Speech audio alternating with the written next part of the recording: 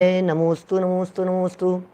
नमो अरिहंताणं, नमो सिद्धाणं, नमो आयर्याणं, नमो वज्रायाणं, नमो लोये सव्यसाहुणम्।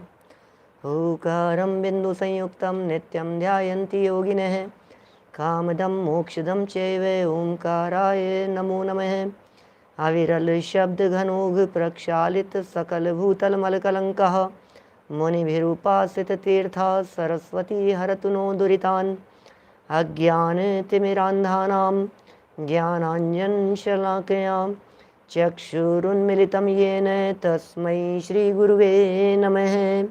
श्रीपरं गुरुवे नमः। परम्पराचार्य गुरुवे नमः। सकलकलुषविध्वंसकं श्रेयसां परिवर्धकं धर्मसम्बन्धकं भव्यजीवमनः प्रतिबोधकारकं पुण्यप्रकाशकं पापप्रणाशकमिदं शास्त्रं श्रीसंयमप्रकाशनामधेयम्। अस्य मूलग्रन्थकर्तारः श्री सर्वज्ञदेवास्, तदुत्तरग्रन्थकर्तारः श्री गणधरदेवास् प्रतिगणधरदेवास्। तेषां वचनानुसारमासाद्य आचार्य श्री कुन्दकुन्दामनाये आचार्य सूर्यसागरेण विरचितं श्रोतारः सावधानतया शृण्वन्तु। मंगलम भगवान वीरो मंगलम गौतमो गणी, मंगलम कुंद कुंदाद्यो जैन धर्मोस्तु मंगलम। सर्वमंगलमांगल्यम सर्वकल्याणकारिकं प्रदानं सर्वधर्माणां जैनं जयतु शासनं, जैनं जयतु शासनं, जैनं जयतु शासनं। संयम प्रकाश नाम का ये ग्रंथ है। बड़े सुंदर ढंग से जीव के अनेकांतिक स्वरूप को यहाँ बता रहे थे। कैसा है जीव का स्वरूप? निश्चय न से तो वो जीव का स्वरूप अनुभव गोचर है। सच में यदि कोई व्यक्ति आत्मा के स्वरूप को शब्दों में बताने की बात कहे या आत्मा के स्वरूप को शब्दों में जानने की बात कहे, दोनों ही भ्रम में है। न आत्मा के स्वरूप को शब्दों से बताया जा सकता है, न आत्मा के स्वरूप को शब्दों से जाना जा सकता है। आत्मा का स्वरूप तो अनुभव का विषय है। जो अनुभव का विषय हो वो शब्दों का विषय नहीं हो सकता। जो आत्मा स्वयं शब्दातीत है, वचनातीत है, उसे भला शब्दों में कैसे बांधा जा सकता है? मुझे दो पंक्तियाँ संत लाल जी कवि साहब की याद आ रही है। सिद्ध चक्र विधान में उन्होंने बड़ी सुंदर जयमाला में पंक्ति लिखी है।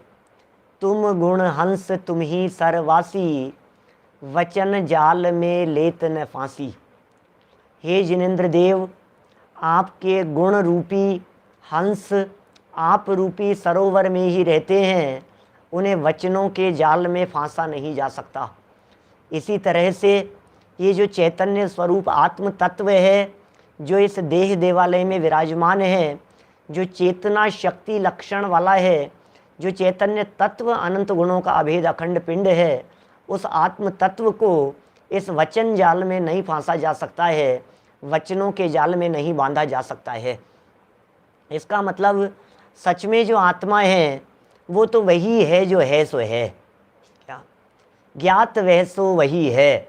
छठी गाथा का जो विषय है, समय सार की छठी गाथा का, भैया हम क्या बताएं आत्मा के बारे में, हम क्या बोलें आत्मा के बारे में? बोले जो निश्चय से जैसा स्वरूप है, बस है जो है, उसके बारे में हम कुछ नहीं कह सकते। जो है उसके बारे में कुछ बोला नहीं जा सकता है। कहना मात्र व्यवहार है। जितना कहा जाएगा वो सब व्यवहार है। बोलना मात्र व्यवहार है, कहना मात्र व्यवहार है। बोलना और कहना ये सब शब्दों वाणी का काम है, और आत्मा वाणी में है, आत्मा में वाणी है नहीं। बात ही खत्म हो जाती है। तो फिर साहब क्या करें ये बतलाइए। बोले निश्चय नए से तो अनुभव करने की बात है, और व्यवहार नए से फिर शास्त्रों में जितना वर्णन किया है वो सब व्यवहार नए की अपेक्षा से किया गया है। शास्त्रों में जितना वर्णन किया है, जितना विस्तार विस्तार से बातें कही गई है, आपको व्यवहार नए की मुख्यता लिए हुए बातें मिल जाएगी। हाँ, कुछ कथनों में ऐसा भी कह दिया जाएगा कि ये कथन निश्चय नए का कथन है, कुछ में कह दिया जाएगा ये व्यवहार नए का कथन है। तो प्रश्न खड़े होते हैं आत्मा के संदर्भ में। व्यवहार नए से जब हम आत्मा को जानने का प्रयत्न करते हैं, क्योंकि जितना विस्तार है वो सब व्यवहारमय का है। निश्चय से विस्तार नहीं होता, निश्चय से विस्तार नहीं किया जा सकता है। निश्चय से क्या विस्तार करें भाई साहब, हम जो है उसका क्या विस्तार करें बताइए। अनुभव का क्या विस्तार करें, वो अनुभव की चीज़ है, वो वेदन की चीज़ है, वो शब्दों की चीज़ नहीं है। क्या अब जितने भेद किए गए हैं वो सब भेद व्यवहार। दो पंक्तियाँ और याद आ रही है, 3 अक्षरी दोहे, 1 अक्षरी, 2 अक्षरी, 3 अक्षरी, ऐसे बड़े प्रसिद्ध दोहों की रचनाएं प्राचीन कालीन समय में हुई है। चेतन लक्षण नियत नए सबे जीव एक सार, नहीं 3 अक्षरी नहीं है ये, लेकिन बड़ा सुंदर छंद है। चेतन लक्षण नियत नए सभे सभे जीव एक सार, और मूढ़ विचक्षण परम सो त्रिविध रूप व्यवहार। क्या 3 अक्षरी दोहा तो वो है, चेतन चेते चेतना तो चेते चित चैन, और ताते चेतन चेत तू चेतनता नित नैन। क्या सिर्फ 3 ही अक्षर है, चैत और नय, सिर्फ इन 3 ही अक्षरों से ये पूरा दोहा है। ये वापस बोलता हूं, ध्यान दीजिएगा। चेतन चेते चेतन चेते चेतना तो चेते चित चैन, ताते चेतन चेत तू चेतनता नित नैन। क्या पुराना आप वापस रिवर्स करके जो लिखना चाहते हैं वे उसे लिख लेना, लेकिन भैया नित नैन माने निश्चय नय की दृष्टि से देखें तो ये आत्म तत्व तो चेतन लक्षण वाला है, बस चेतना के अलावा कुछ नहीं है इस आत्म तत्व में। और फिर यदि व्यवहार से कथन किया जाए तो मूढ़ है, विचक्षण है, परम है माने बहिरात्मा, अंतरात्मा, परमात्मा, फिर कर्ता है, भोगता है, और फिर गुण भेद कर दिए, वस्तु भेद कर दिए, विविध प्रकार के भेद प्रभेदों में उस आत्म तत्व के बंटवारे कर दिए। ये सब जितने भी कथन किए गए हैं ये सारे कथन व्यवहार से किए जाते हैं। कई तरह के प्रश्न लोगों के दिलो दिमाग में उठते हैं जिनमें ये बातें पूछी जाती है कि साहब फिर आत्मा करता है या अकर्ता। जैन दर्शन यदि सच में अकर्ता दर्शन है तो फिर आत्मा भी अकर्ता ही है ना, क्या या आत्मा करता है? इन प्रश्नों के सुंदर जवाब हमें यहाँ आज इस प्रकरण में जानने को मिल रहे हैं। जिस दिन जीव तत्व का प्रकरण हमने शुरू किया था उस समय पर भी, जब प्रकरण जीव तत्व का शुरू किया उस समय पर भी ये सारे शब्द दिए गए थे, और हमने बतलाया भी था द्रव्य संग्रह ग्रंथ की दूसरी गाथा है। जीवो उवोगमो अमूर्ति कर्ता सदेह परिमाणो, भोक्ता संसारथो सिद्धो सो विश्व छोड़ गई। ये द्रव्य संग्रह नेमिचंद्र सिद्धांति देव द्वारा लिखा गया ग्रंथ है, और उसमें ये प्रारंभ में दूसरे छंद में 9 द्वारों से जीव की चर्चा की है। अन्य मतों का खंडन भी किया है वहाँ चेतना स्वरूप जीव को बतलाते हुए। आप देखिए 32 नंबर पेज निकालिए, नीचे कर्तापन की चर्चा कर रहे हैं। 32 नंबर पेज, जीव का विशेष स्वरूप।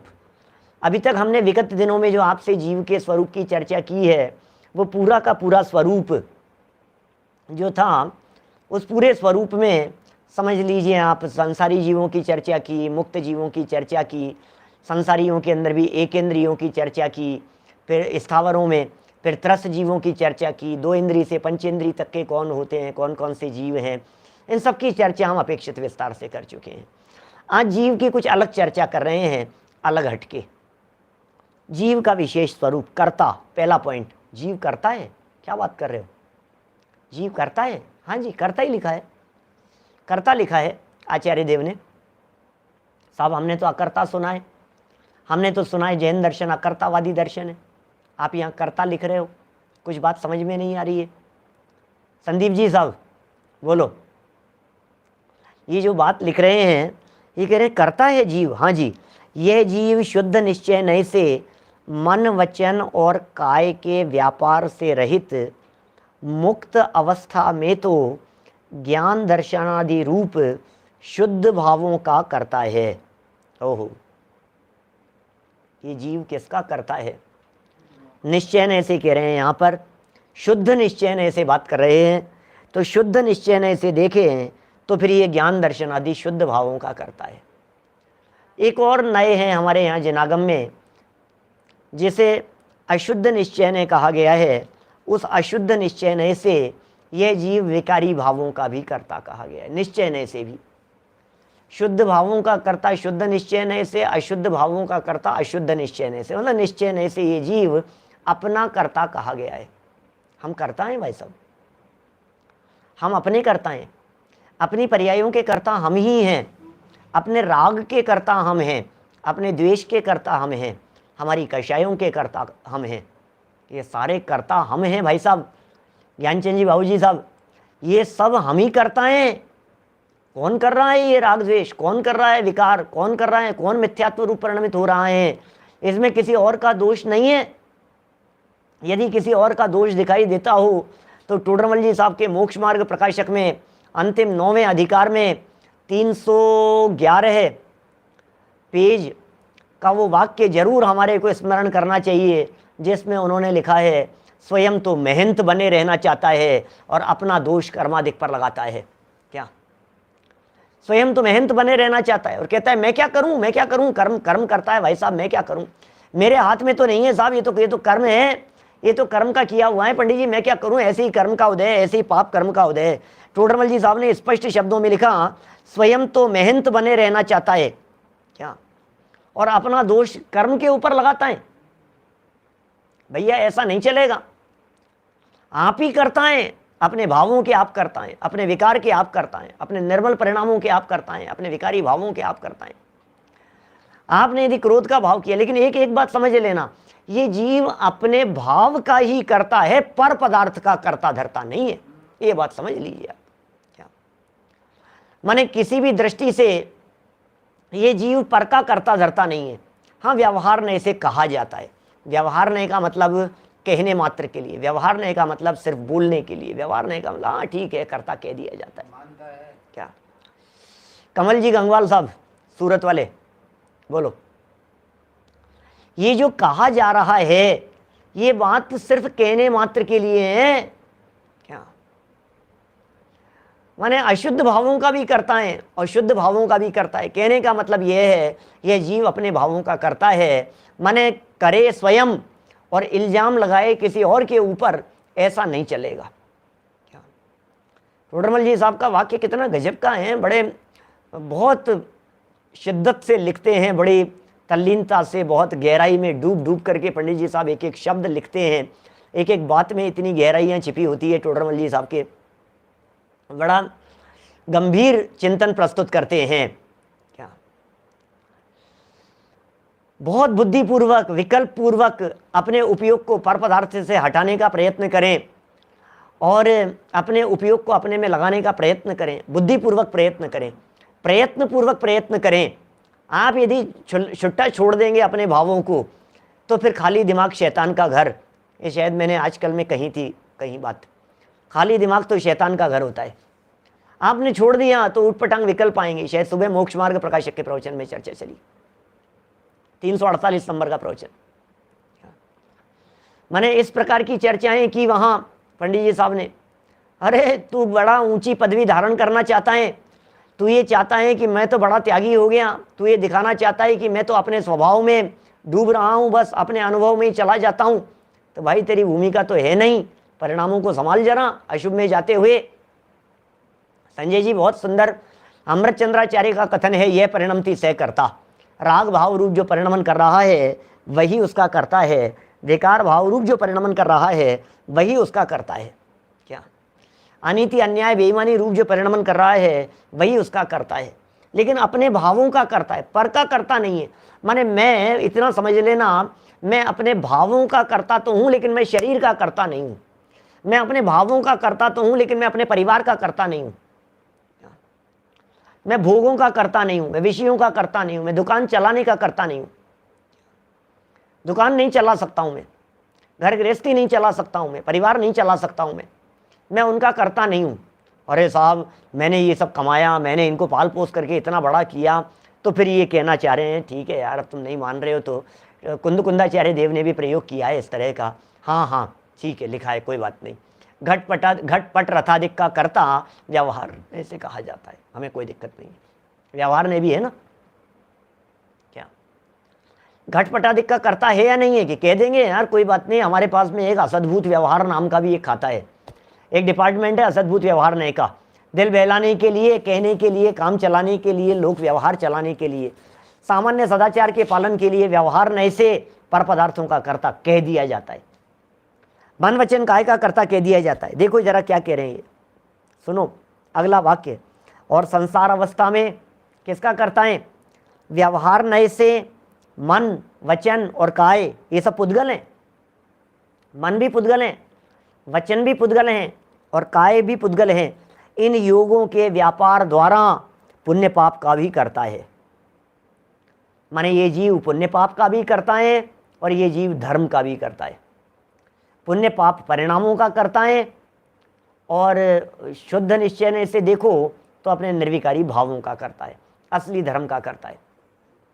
माने विविध अपेक्षाओं से जिन हमारे यहाँ जिनागम में विविध अपेक्षाओं से हमारे यहाँ जिनागम में कर्तापन की अपेक्षाएं कही गई है।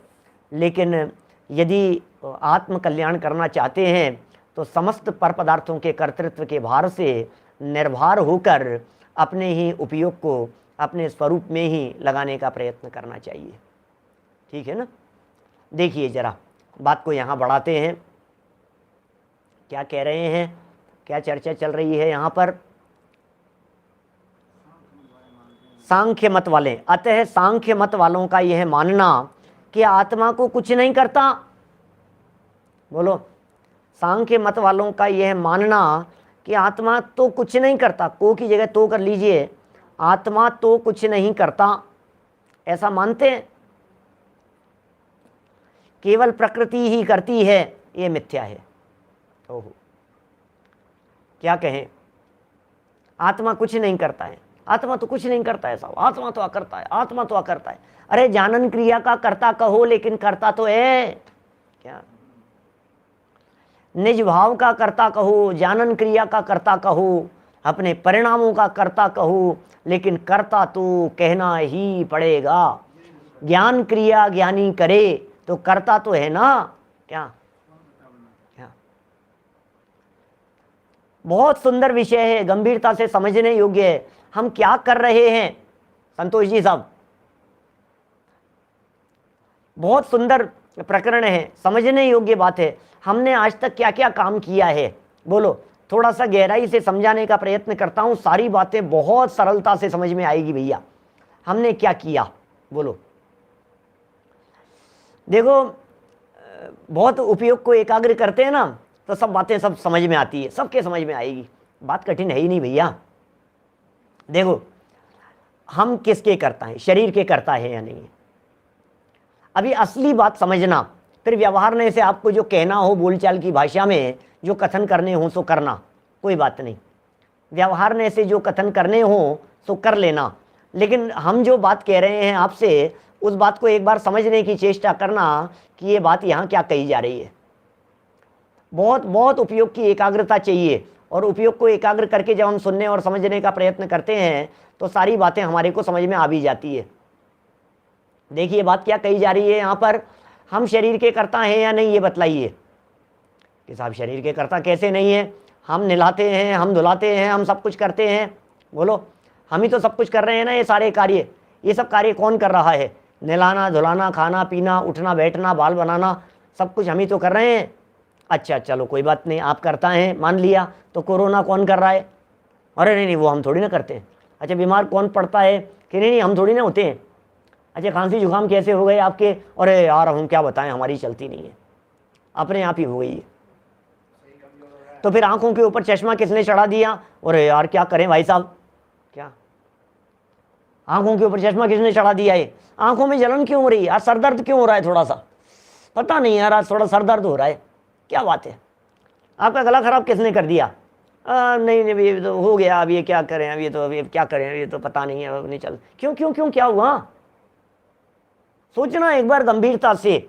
हम यदि सच में इस शरीर के कर्ता हैं, सच में यदि हम इस शरीर के ऊपर अपना कंट्रोल रखते हैं, यदि हम शरीर के ऊपर चलाना चाहते हैं और हमारी चल रही है, यदि हम इस तरह की मान्यता रखते हैं, तो हमारा आपसे बहुत सरल शब्दों में, स्पष्ट शब्दों में ये कहना है कि भैया फिर हमेशा करो ना, आपका शरीर है, आप कंट्रोल करो ना।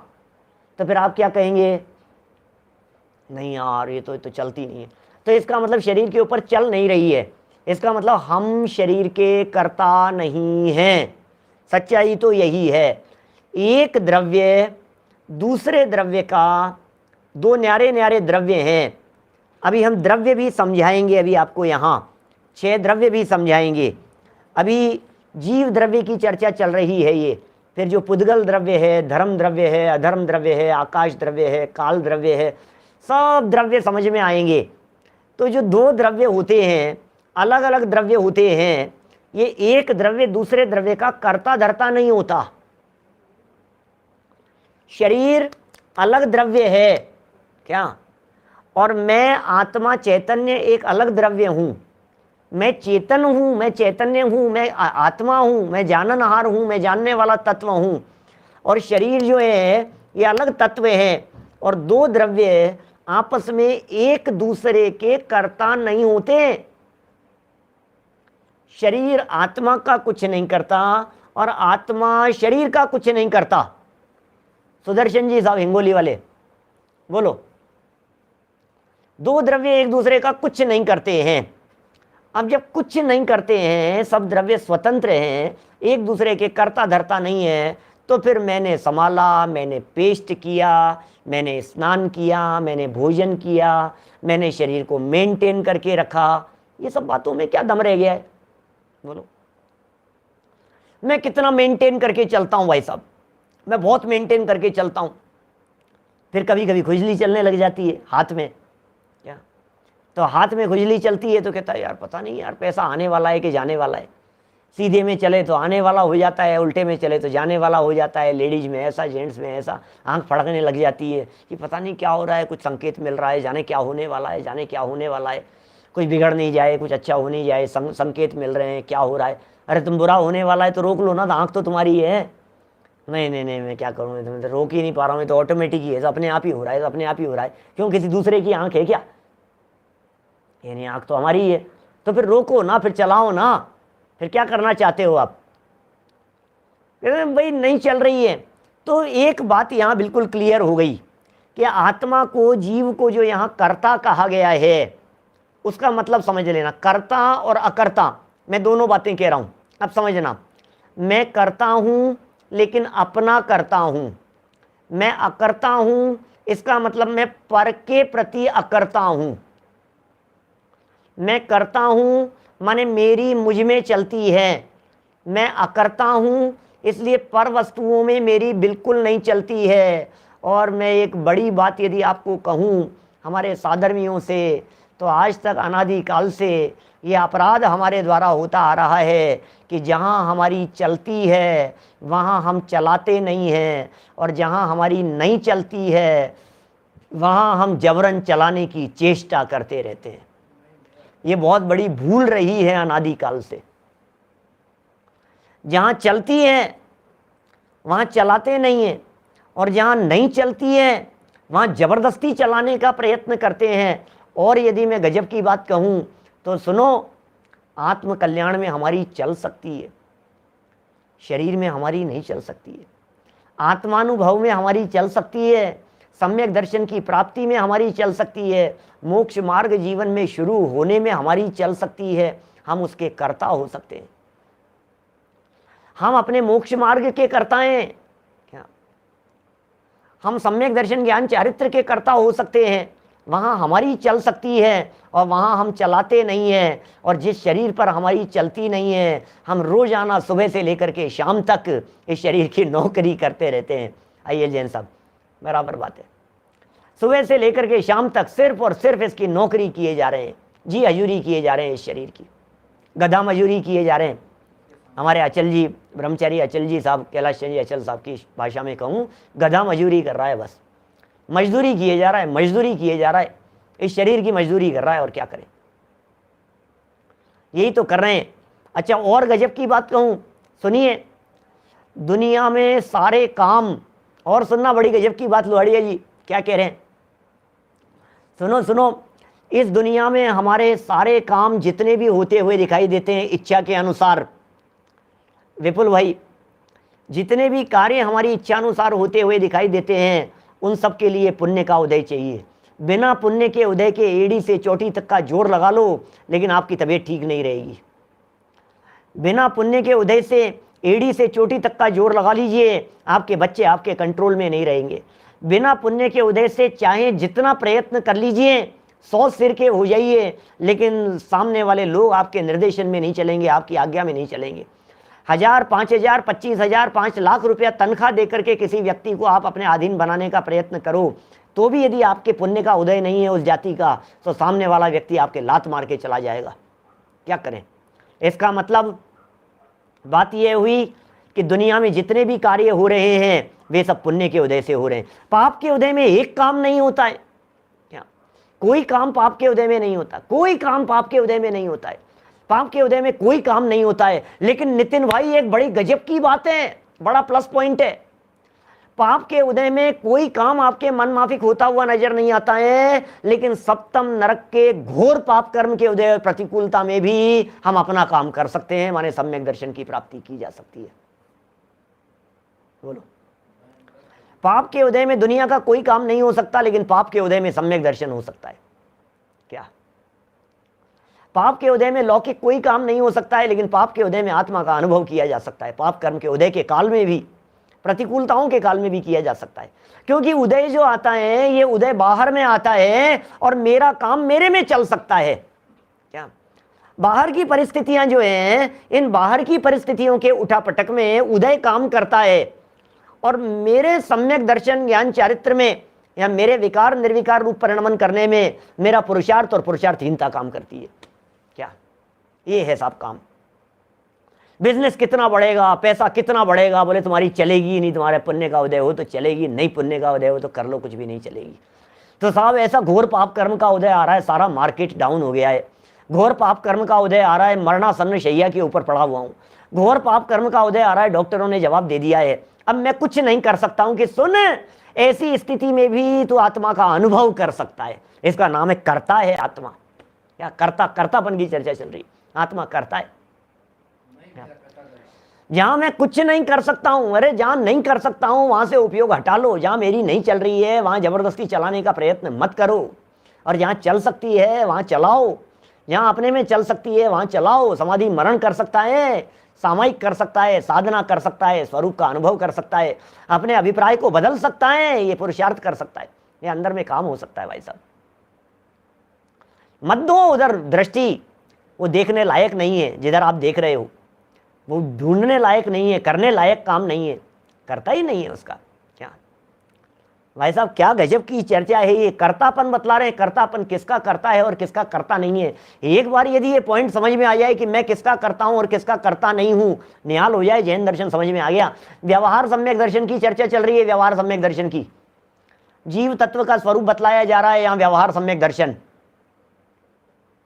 क्या है? जीव तत्व का स्वरूप व्यवहार से जानो तो सही, मैं किसका करता हूं, किसका करता नहीं हूं। इन सब बातों को यदि मैं नहीं जानूंगा तो दृष्टि पर से हटेगी ही नहीं, उपयोग पर से बदलेगा ही नहीं, अपना उपयोग अपने में आएगा ही नहीं, मेरा आत्म कल्याण नहीं होगा, मेरा मोक्ष मार्ग शुरू नहीं होगा। अरे मोक्ष मार्ग कर्म के अधीन नहीं है। क्या? मोक्ष मार्ग कर्म के अधीन नहीं है। सारी दुनिया की व्यवस्थाएं, सारी उठापटक भले ही कर्म के अधीन हो, लेकिन मेरा मुक्ति का मार्ग, उसमें कर्म बाधक नहीं होते। तूफानी वेग से जब ये जीव कदम बढ़ाता है, उत्साही होकर के, पुरुषार्थी होकर के, अंतरोन्मुखी पुरुषार्थ के माध्यम से, कर्म की ताकत नहीं है जो तेरा रास्ता अटका सके। कर्म की ताकत नहीं है भाई साहब। क्या बोलो, कुछ नहीं हो सकता है। कर्म की क्या बात करें अपन, क्या कर लेंगे कर्म? कर्म कुछ भी करने में समर्थ नहीं है। इसलिए कर्ता और अकर्ता, किसका कर्ता किसका अकर्ता, मैं ही मेरा कर्ता धर्ता। दादा ने लिखा ना, मैं ही मेरा कर्ता धर्ता, क्या पर में मेरा कुछ काम नहीं, मैं मुझ में रहने वाला हूं, पर में मेरा विश्राम नहीं, मैं ज्ञानानंद स्वभावी हूं। बड़ा गजब का कीर्तन है क्या। हम तो रोजाना हमारे टोडरमल जी के मंदिर में प्रवचन खत्म होने के बाद में रोज सुबह बोलते हैं, मैं ही मेरा कर्ता धर्ता, मुझ में पर का कुछ काम नहीं, मुझ में पर का कुछ काम नहीं, और पर में मेरा कुछ काम नहीं। क्या ये वर्णी जी का कीर्तन है, विपुल भाई, सहजानंद जी वर्णी का।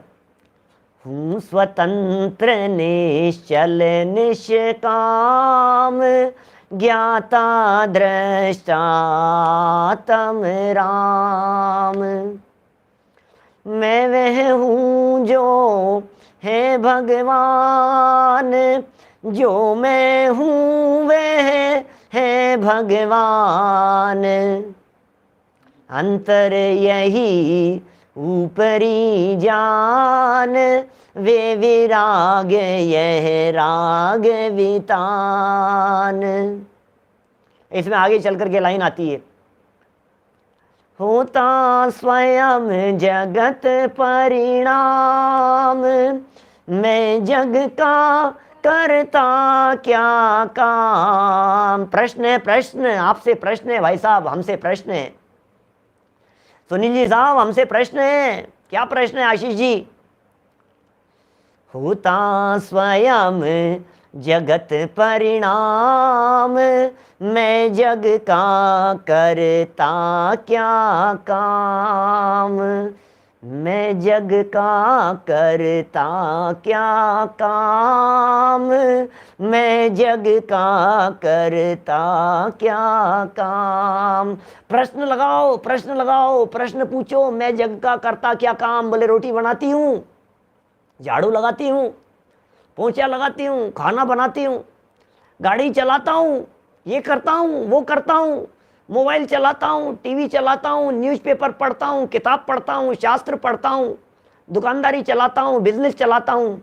मैं जग का करता क्या काम, मैं जग का करता क्या काम। प्रश्न तो है भाई साहब, जवाब क्या है?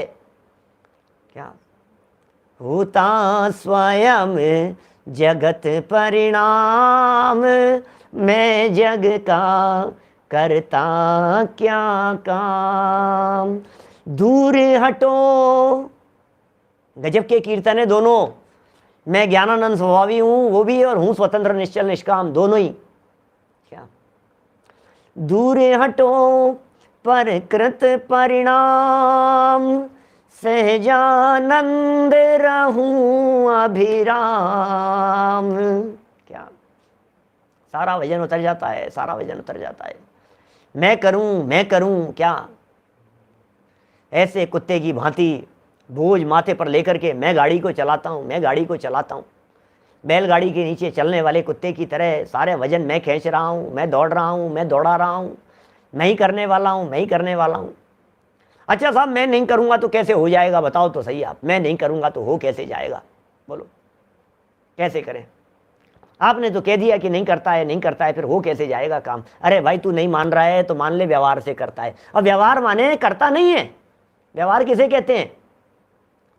व्यवहार माने कहने मात्र के लिए, व्यवहार माने बोलने मात्र के लिए, व्यवहार माने ठीक है कह दिया समझने समझाने के लिए, इसका नाम होता है व्यवहार। क्या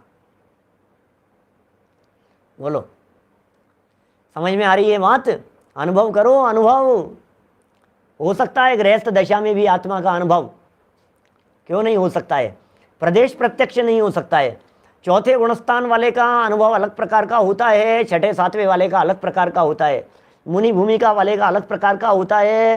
कर्णानुयोग की दृष्टि से तो 11वें गुणस्थान में होता है, और द्रव्यानुयोग की दृष्टि से निचली भूमिका वाले के भी शुद्धोपयोग कहा गया है। क्या कर्णानुयोग की विवक्षा में, द्रव्यानुयोग की विवक्षा में निचली भूमिका वाले के भी कहा गया है। अध्यात्म विवक्षा से निचली भूमिका वाले के भी अनुभव कहा गया है। क्या चौथे गुणस्थान में भी पेज नंबर 286 मोक्ष मार्ग प्रकाशक ग्रंथ 286 नंबर पेज के ऊपर जो प्रवचन हुआ वो देख लेना, मिल जाएगा प्रवचन नंबर। अनुभव प्रत्यक्ष के पर अनुभव कौन से गुणस्थान में, शायद ये हेडिंग है। पीछे का बैकग्राउंड सांगानेर के मंदिर का है, अलग दिखेगा स्पष्ट प्रवचन। तो मेरा कहने का मतलब यह है कि भैया ये काम अपना किया जा सकता है। बड़ी गजब की बातें हैं। देखो आत्मा को सर्वथा अकर्ता माने कोई व्यक्ति, तो ये कह रहे हैं सांख्य मत वालों की कल्पना है। बोले प्रकृति कर रही है, केवल प्रकृति ही करती है। बोले मिथ्या है, झूठी बात करते हो आप, झूठा अहंकार करते हो आप, छोड़ दो इस अहंकार को। चलिए अब करता तो हूँ, चलो कोई बात नहीं, मैं करता भी हूँ, मैंने अपना ही करता हूँ, और पर की दृष्टि से देखो तो अकर्ता हूँ, ठीक है ना। देखिए अब भोक्ता, सेकंड नंबर का पॉइंट, आत्मा के भोक्तापन की चर्चा। देखो भोक्तापन में क्या कह रहे हैं, निश्चय नए से जीव स्वाभाविक अनंत सुख, ओहो किसका किसका भोगता है, ये किसका भोगता है भाई, क्या निश्चय नए से जीव स्वाभाविक अनंत सुख का, ओह अनंत वीर आदि का भोगता है। अरे भैया मैं किसको पर को भोगूं, अरे मैं स्त्री को नहीं भोगता, मैं पुरुष को नहीं भोगता, मैं भोगों को नहीं भोगता, ओहो मैं भोजन को नहीं भोगता, मैं भोज्य सामग्री को नहीं भोगता, मैं इसका भोगता नहीं हूँ। ये चेतन पर पदार्थों का भोगता नहीं है भाई, हम पर पदार्थों के भोगता नहीं हैं। ये कह रहे हैं भोगता है किसका, अपने भावों का भोगता है। शुद्ध निश्चय नय से, साक्षात शुद्ध निश्चय नय से यदि देखा जाए तो अनंत सुखादिक का भोगता है, और व्यवहार नय से पुण्य पाप के फल रूप सांसारिक सुख दुखों का भोगने वाला है। अरे व्यवहार नय से भोगता है, मैं सर दर्द को भोग रहा हूँ, मैं पेट दर्द को भोग रहा हूँ, मैं तकलीफ को भोग रहा हूँ, हैं हम सफ़र कर रहे हैं, ये सब वर्तमान की परिस्थितियों को, ये सब कहना व्यवहार है भैया, सब कहना व्यवहार है। बोलो एक एक बात कितनी गंभीर कहते हैं ये, पुण्य पाप के फल रूप सांसारिक सुख दुख को भोगता हूँ, व्यवहार से व्यवहार से व्यवहार से। कौन सांसारिक सुख दुख को भोगे, कौन किसको भोगे भैया, मैं ही मेरा भोगता हूँ, मैं ही मेरा करता हूँ, मैं ही मेरा भोगता हूँ। क्या गजब गजब की बातें कह रहे हैं, मैं करता मैं भोगता, मैं अपना करता मैं अपना भोगता। एक बात और समझ लेना, मैं मेरा करता हूँ, इस बारे में एक और महत्वपूर्ण बात समझ लेना, मैं अपना करता तो हूँ लेकिन मैं अपनी पर्यायों में फेर फार का करता नहीं हूँ। क्या ये बड़ी गजब की बातें हैं भाई, जिनागम के कोई अपूर्व सिद्धांत है, अद्भुत बातें हैं भाई साहब। मैं पर का करता तो हूँ लेकिन नहीं, सॉरी, मैं अपना करता तो हूँ लेकिन मैं अपने परिणामों के भी फेर फार का करता नहीं हूँ। जो परिणाम होता है मैं उसका करता हूँ, जो परिणाम हो रहा है मैं उसका करता हूँ, जो होता है मैं उसका करता हूँ, बस ठीक है। अपने निर्मल भावों का करता है, इसलिए ज्ञानी तो अज्ञान भावों का करता ही नहीं कहा गया है। समय सार की गहरी बातें हैं भाई, गजब गजब की चर्चाएं हैं, कहाँ फेर फार करें अपन। सहज रहो भैया, सहज रहो। ज्ञानी कहे सहज का धंधा, वाद विवाद करे सो अंधा। यानी कहते हैं सहज का धंधा है, सहज का मार्ग है, सारी जनवाणी जो है ये सहज का मार्ग है, अत्यंत सहज मार्ग है ये। और जितने लोग वाद विवाद करते हुए दिखाई दे रहे हैं सब अंधे हैं। कहाँ काहे का वाद विवाद करते हो, किस बात का वाद विवाद है। हर विवाद का हल हो सकता स्यादवाद के द्वारा, हर विवाद का हल हो सकता। अपेक्षाकृत कथन है, हाँ, लेकिन अपेक्षाकृत कथनों में भी बल किसका होना चाहिए, निमित्त करता है कि उपादान करता है। निश्चय नय से निमित्त ही करता है या उपादान ही करता है, समझ गहराई से मंथन करना पड़ेगा दोनों में से कौन करता है। तो जब हमने बहुत गहराई से विचार किया तो बात समझ में आई, अच्छा निश्चय नय से तो उपादान ही करता है, बराबर। तो फिर निमित्त करता, बोले व्यवहार से निमित्त को भी कर्ता कहा जाता है, व्यवहार से निमित्त को भी कर्ता कह दिया जाता है, व्यवहार से निमित्त को भी कर्ता बोल दिया जाता है।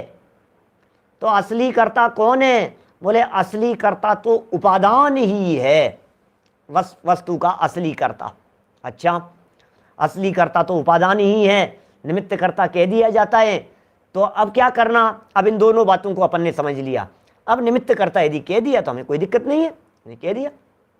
उपादान कर्ता कहीं लिखा है, सच्ची बात है, निमित्त को कर्ता लिखा है, कोई बात नहीं, हमें कोई ऐतराज नहीं है। अब इन दोनों बातों में ध्यान देने योग्य बात क्या है, बल किसका होना चाहिए? क्या आपके अभिप्राय में, आपकी मान्यता में, उसमें बल किसका होना चाहिए? बोले निमित्त का बल है तो निमित्ताधीन दृष्टि होने से मिथ्यात्वी है, और दृष्टि में यदि उपादान का बल है तो बोले सम्यक्त्वी है, मोक्ष मार्गी है। ये फर्क है। कथन दोनों प्रकार के होंगे, वर्णन दोनों प्रकार के होंगे, चर्चाएं दोनों प्रकार की आएगी, जिनागम में दोनों प्रकार के कथन मिलेंगे। श्रद्धान में बल किसका होना चाहिए? क्या चर्चा में दोनों प्रकार की बातें आएगी, कोई दिक्कत नहीं है, निषेध दोनों का नहीं है, निषेध एक का भी नहीं है, क्या लेकिन बल उपादान का। क्या दृष्टि उपादान पक्ष के ऊपर, निमित्त की स्वीकृति और उपादान का बल, काम हो गया। और क्या करना है? निमित्त की स्वीकृति, स्वीकृति निमित्त की, और बल उपादान का।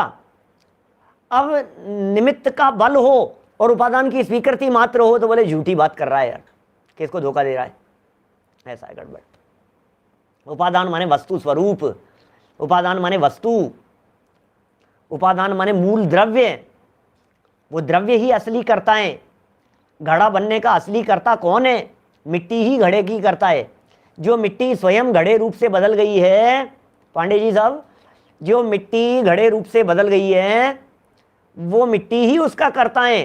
तो फिर कुम्हार को करता कहना बोले कहा जाता है, कोई दिक्कत नहीं है, कहेंगे, हमें कोई ऐतराज नहीं है, और कहेंगे और दम से कहेंगे। कई बार घड़ा किसने बनाया है? कुम्हार ने बनाया है, मोची ने नहीं बनाया है, धोबी ने नहीं बनाया है, कारपेंटर ने नहीं बनाया है, लोहार ने नहीं बनाया है, कहेंगे कोई दिक्कत नहीं है, कुम्हार ने ही बनाया है घड़ा, तो ऐसा कथन किया जाएगा। कथन करते कोई दिक्कत नहीं है।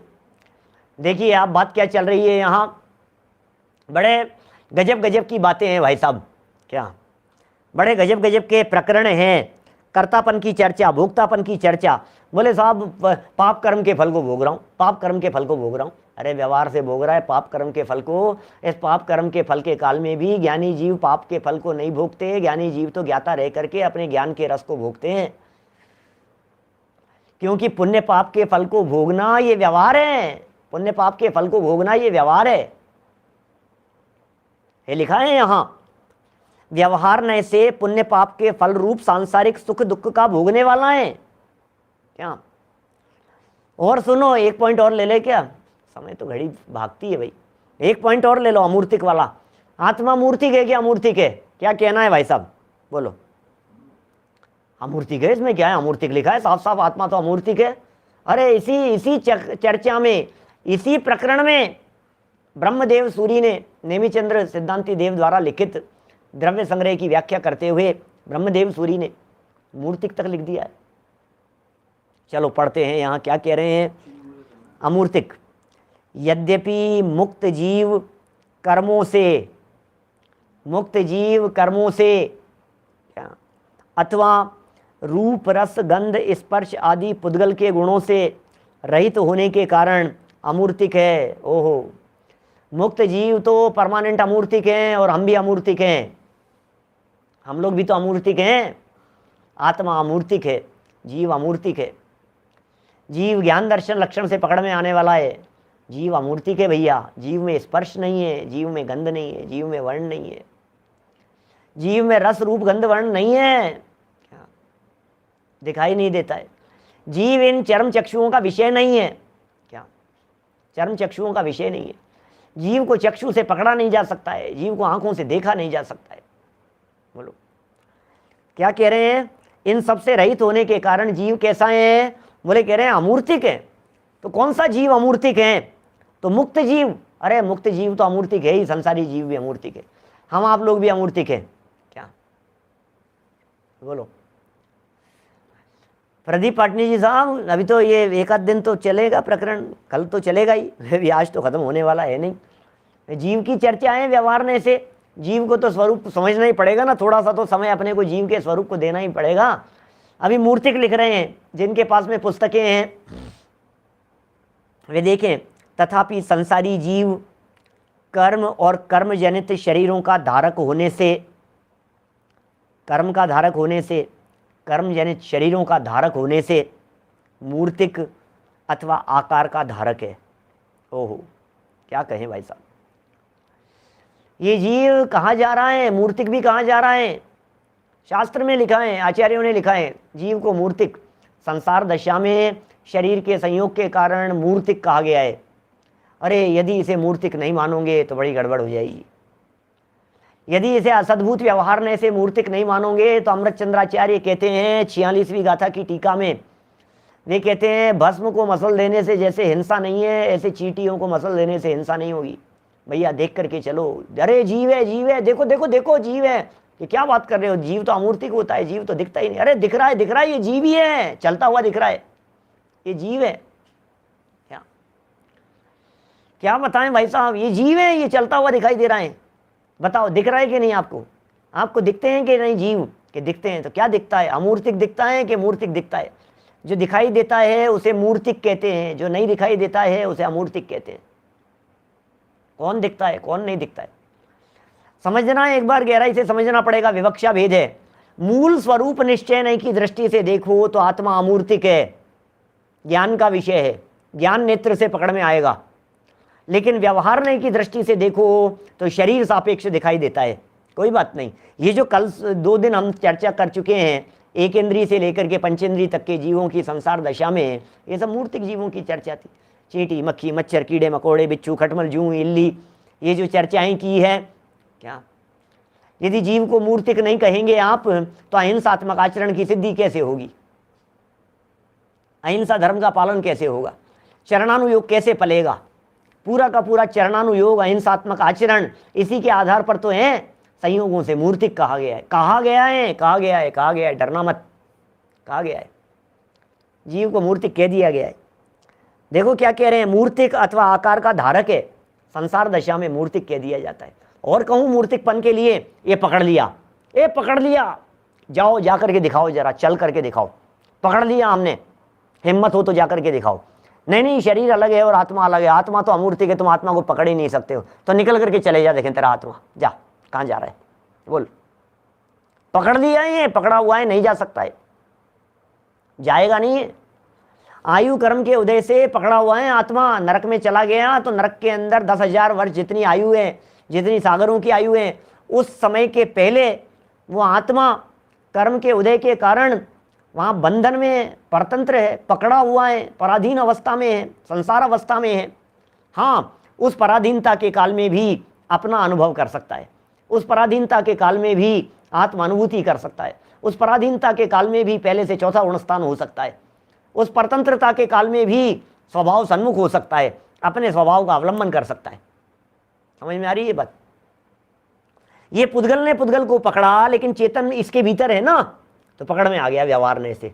तो व्यवहार ने से ये कहा जाता है जीव को पकड़ लिया। कितने जीवों को पकड़ रखा है, कितने लोगों को पकड़ रखा है, कितने लोगों को बंदी बना रखा है, कितने जीवों को मार दिया, तो ये सब व्यवहार ने से, विवक्षा की दृष्टि से भेद हैं। इस तरह के प्रकरण सर्वविशुद्ध ज्ञान अधिकार में कुंदकुंदाचार्य देव ने भी दिए। ऐसे कर्ता भोक्तापन संबंधी व्यवहार है, व्यवहार है, कोई बात नहीं। क्या घटपट रथाधिक कर्म का कर्ता कहा व्यवहार से, ये मूल कुंदकुंदाचार्य देव कह रहे हैं गाथा में। घड़े का, पट का, रथाधिक द्रव्यों का, इनका कर्ता कहा है, कैसे? बोले व्यवहार से। क्या? लेकिन परमार्थ से देखा जाए तो मैं इनका कर्ता हो सकता नहीं, यह कथन है परमार्थ का। सच्चाई तो यह है कि मैं इनका कर्ता हो नहीं सकता। क्या बोलो? तभी ये कह रहे हैं कि ये मूर्तिक आकार का धारक है संसार दशा में, शरीर सहित अवस्था में। यहाँ पर यह कथन इसलिए किया गया है, भैया ये अमूर्तिक मूर्तिक का कथन क्यों किया गया है? इसलिए किया गया है कि भट्ट माने मीमांसक और चारवाक मत वाले जीव को अमूर्तिक नहीं मानते। देखो, मीमांसक मत वालों का खंडन कर दिया, चारवाक मत वालों का खंडन कर दिया। चारवाक और मीमांसक मत वाले इस तरह के लोग हैं जो आत्मा को अमूर्तिक ही नहीं मानते। चारवाक तो वही समझ गए ना आप? क्या यावत जीवेत सुखम जीवेत ऋणम कृत्वा घृतम पिबेत भस्मीभूतस्य देहस्य पुनरागमनम कुतः। इसका नाम है चारवाक। चारवाक माने क्या है? मीमांसक संप्रदाय है, मीमांसक एक फिलॉसफी है, चारवाक एक दर्शन है, संप्रदाय है चारवाक दर्शन। भारतीय दर्शनों के अंदर एक मीमांसक दर्शन है। चारवाक दर्शन एक ऐसा दर्शन है जो नास्तिक दर्शन कहलाता है। चारवाक ऐसे लोग हैं जो कहते हैं खाओ पियो और मौज करो। चारवाक का अर्थ, हर्षवर्धन जी, चारु वाक, चारु वाक संधि विच्छेद करो चार वाक का। क्या वमु वर्ण सूत्र लगेगा भैया कातंत्र व्याकरण का, वीरेंद्र जी साहब। इको यणची सूत्र लगता है, आप जो व्याकरण पढ़े हैं उसमें इको यणची सूत्र से क्या होता है? वमु वर्ण, ये इसके इको यणची जो सूत्र है ना आपका, इस सूत्र के लिए 4 सूत्र दिए अपने कातंत्र व्याकरण में आचार्य शर्मवर्म ने। अपने जैन आचार्य हुए आचार्य शर्मवर्म। तो वमु वर्ण उकार का वकार हो जाता है, तो यहाँ शब्द बनता है चारु और फिर बनता है वाक। चारु शब्द का अर्थ होता है सुंदर और वाक माने होता है बोलना, जिनकी बातें बोलने में सुंदर लग रही हो। चारु वाक, जिनकी बातें बोलने में अच्छी लग रही हो, जिनकी बातें सुनने में अच्छी लग रही हो। अरे यार सब खाओ पियो मौज करो यार, किसने देखा पर सुनने में बोलने में कितनी अच्छी लग रही है। हाँ सब यही है, सब यही है। ये जो बात है क्या, इको यणची सूत्र है ना संजय जी, आप तो व्याकरण के विशेष ज्ञाता हैं संस्कृत के। देखो इको यणची क्या, उसके लिए सूत्र दिए इवर्णो यम सवर्णे नचे परोलोप्य है, एक सूत्र ये दिया, एक दिया वमु वर्ण है। ऐसे 4 सूत्र दिए कातंत्र व्याकरण में यण संधि के लिए। देखो क्या कह रहे हैं यहाँ जो बात चल रही है, मैं तो बीच में बात आ गई, ऐसे ही बहुत सारे लोग सोच रहे होंगे क्या बातें करने लग गए बीच में। चारुवाक, चारवाक मत वाले, चारवाक संप्रदाय वाले ये कहते हैं वो अमूर्तिक नहीं मानते। वो कहते हैं पंचभूत से, शरीर से ये जीव की उत्पत्ति हुई और ये खत्म हो गया, लो खेल खत्म हो गया भाई साहब। ये जीव उत्पन्न हो गया, पृथ्वी जल अग्नि वायु वगैरह मिलकर के, इन सब से मिलकर के जीव उत्पन्न हो गया और ये खत्म हो गया और इन्हीं के अंदर मिल गया, पंचभूत में जाकर के विलीन हो गया, पंच तत्व में विलीन। कई बार इस तरह के चर्चाएं आती है, मंत्री जी का शरीर पंच तत्व में विलीन, ऐसा ऐसे ऐसे वाक्य आते हैं ना कभी कभी न्यूज़पेपर के, पंच तत्व में विलीन। ये क्या चीज़ है? पृथ्वी जल अग्नि वायु आकाश, इनको पंचभूत कहते हैं ये लोग। तो बोले इन पंच तत्व पंचभूत के अंदर जाकर के मिल गए, ऐसा कथन है। तो उस एकांत सिद्धांत को सत्य नहीं समझ लेना चाहिए, वो एकांत सिद्धांत है। जो आत्मा को अमूर्तिक नहीं मान रहे हैं वे एकांतवादी हैं। आत्मा तो अमूर्तिक है, सच में आत्मा अमूर्तिक है। जो अमूर्तिक है वो ज्ञान का विषय है, जो अमूर्तिक है वो चर्म चक्षुओं का विषय नहीं है, वो ज्ञान नेत्रों का विषय है। आत्मा को मूर्तिक और अमूर्तिक कहने वाली एक और विवक्षा आपको बतलाता हूं, मैं आपको ले चलना चाहता हूं टोडरमल जी की शरण में। क्या उमाकांत जी 4 तत्व भी मानते हैं, पृथ्वी जल अग्नि वायु 4 तत्व। पूर्व चारवाक जो संप्रदाय था, जब चारवाक मत जब उत्पन्न हुआ था, शुरू हुआ था, तो वे पंच मानते थे और पृथ्वी जल अग्नि वायु आकाश तत्व को इन्होंने बाद में मानना बंद कर दिया चारवाक संप्रदाय वालों ने, क्योंकि आकाश के अमूर्तिक होने की वजह से मूर्तिक की ही सत्ता को स्वीकार करने वाले चारवाक दर्शन वाले अमूर्तिक को कैसे मान सकते थे, इसलिए उन्होंने आकाश की सत्ता को स्वीकार करना बंद कर दिया। चलिए कुल मिलाकर के मैं एक और प्रमाण देकर के बात को पूरी करता हूं, समय आज थोड़ा सा 1 आध मिनट ज़्यादा हो रहा है। बात ऐसी है, मैं दौलत राम जी की छेड़ाला को आपके सामने प्रस्तुत कर रहा हूं। चिन मूरत बिन मूरत अनूप, बड़ा सुंदर शब्द दिया उन्होंने। क्या चिन मूरत बिन मूरत अनूप, कि आत्म तत्व बिन मूरत है माने अमूर्तिक है, और चिन मूरत है माने चैतन्य मूर्ति है।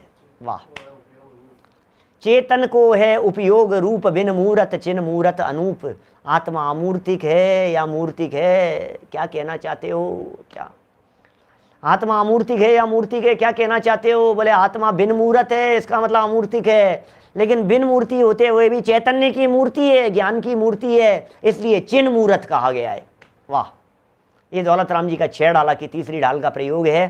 तो इस तरह से नए विवक्षाओं से, विविध अपेक्षाओं से इस आत्मा को कर्ता कर्ता भोक्ता भोक्ता और मूर्ति का मूर्तिक यथासंभव जैसा जहाँ जनवाणी में प्रतिपादित किया हो वैसा स्वीकार करना चाहिए। निश्चय से आत्मा अकर्ता है पर पदार्थों का, निश्चय से आत्मा अभोक्ता है पर का विषयों का, और निश्चय से आत्मा अमूर्तिक ही है। ऐसी बात को स्वीकार करते हुए आत्मस्वरूप को जानते हुए हम आत्मकल्याण के पथ पर बढ़ें, इसी भावना से बात को यहीं विराम देता हूँ। निज निधि निज में बताई यह अनंत उपकार है, उसके लिए जिन वाणी माँ को वंदना शत बार है, वंदना शत बार है। नौ बाणों का मंत्र। नमो अरिहंताणम, नमो सिद्धाणम, नमो आयर्याणम, नमो वज्रायणम, नमो लोहे सव्य साहुणम। नमो अरिहंताणम, नमो सिद्धाणम।